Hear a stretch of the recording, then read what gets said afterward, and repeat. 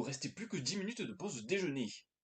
Nous avons donc décidé d'interrompre nos révisions pour nous diriger vers la salle des professeurs. Pas question d'étudier, tant que nous n'étions pas sûrs de ce qui était au programme. Sensei, nous voudrions confirmation sur quelque chose, s'il vous plaît. Quelle entrée spectaculaire! Vous avez surpris tous les professeurs. Il est vrai que nous avons débarqué nombreux, désolé. Pas de problème, mais je suis occupé, donc soyez bref. Elle continuait d'écrire sur son carnet afin de ne pas stopper son travail en cours. N'avez-vous pas fait une petite erreur quand vous nous avez décrit le contenu de l'examen la semaine dernière?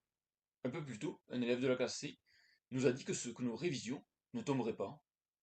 Sans battre un sourcil, Chaba Sensei écoutait attentivement Orikita. Elle arrêta ensuite d'écrire et posa son stylo. Les sujets pour le test ont changé depuis vendredi dernier. Je suis désolé, j'ai oublié de vous prévenir. Quoi?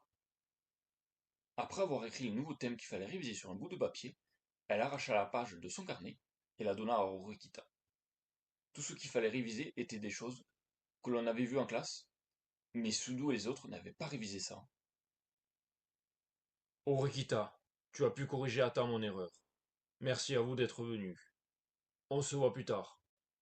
Mais Sae-chan Sensei, ce n'est pas un peu tard? Je ne pense pas. Vous avez encore jusqu'à la semaine prochaine, alors tout va bien, non? Répondit-elle, tout en voulant nous précipiter vers la sortie de la salle des professeurs. Cependant, personne ne bougea. Même si vous refusez de partir, rien ne changera. Vous comprenez au moins ça, n'est-ce pas? Partons. Mais, Orikita-chan, je ne peux pas accepter ça. Comme l'a dit Sensei, rester ici est une perte de temps. On doit juste se focaliser sur ce que l'on a à apprendre. Certes, mais Orikita quitta la salle sans se retourner. Sudo, Ike et Yamochi suivirent bien que difficilement. Chaba Sensei ne nous regarda même pas partir. Elle n'avait pas l'air de se sentir coupable. Et puis aucun autre professeur n'était intervenu pour dire quelque chose malgré la gravité de l'erreur. Mon regard croisa celui d'Oshinomiya Sensei, qui me faisait un petit sourire tout en me faisant signe. J'imagine que ça avait au moins le mérite d'être une intervention de sa part. Dans tous les cas, je n'étais pas convaincu que Chabasira Sensei avait simplement oublié. Alors que nous marchions dans le couloir, la sonnerie pour signaler le commencement des cours de l'après-midi retentit. Kushida-san, j'ai un service à te demander. Hmm? Je t'écoute. Je veux que tu informes la classe du changement, dit Rokita, lui tendant le papier. Je veux bien, mais tu es sûr que c'est à moi de le faire? Tu es la mieux placée ici pour cette mission. Et puis, il faut que notre classe soit au courant de ce qu'il faut vraiment réviser. Ok, je le ferai. Je ferai en sorte qu'à partir de demain, le nouveau plan de révision soit mis en place. Même si on pouvait avoir l'impression qu'Orokita était calme, je sentais qu'elle était assez tendue. Les derniers jours passés à réviser ont été inutiles et il nous restait une semaine pour réviser le test. Cependant, le plus grand obstacle était la motivation de nos trois zigotos. Orokita, je sais que ça va être dur, mais on compte sur toi, s'exclama Sudo d'un air désemparé. Dès demain, je vais arrêter les activités de club, jusqu'au jour du test. Tu penses que c'est viable? Eh bien, Étant donné qu'il ne nous restait qu'une semaine, c'était une décision très raisonnable et inattendue de la part de Sudo. Orokita était tellement surprise qu'elle ne savait même pas quoi dire. Tu penses que ça va le faire? Ça va être dur, tu sais.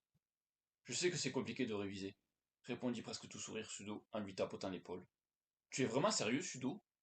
Ouais, faut dire que je suis bien remonté là, entre notre prof principal et ces crétins de la classe C.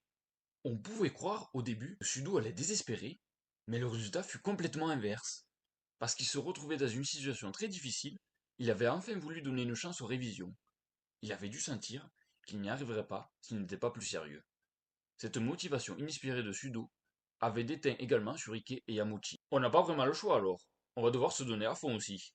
Très bien, si vous êtes prêt à travailler dur, je vous aiderai du mieux possible.